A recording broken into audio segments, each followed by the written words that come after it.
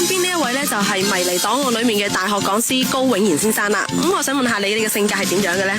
佢咧就絕對係好人一個啦。咁就佢係喺大學裏邊咧就教書嘅。咁就基本上咧佢就係唔信有鬼神呢啲嘢，因為佢細個嗰陣時咧曾經佢阿媽咧經歷過一啲事情，就令到佢阿媽死咗。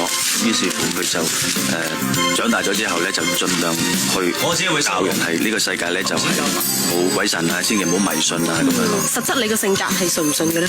實質我性格咧我就信有鬼神嘅。咁咪啱啱同你角色裏面嘅性格係好相反咯。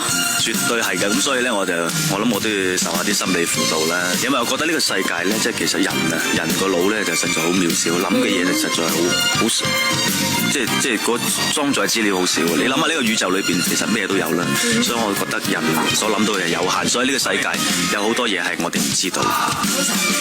係啦，喺我身邊呢一位咧就係迷離檔案裏面嘅大學講師嘅助理阿 Pauline 小姐。係啊，我想問你咧，你呢次呢套戲裏面咧同邊個係會有啲感情線嘅咧？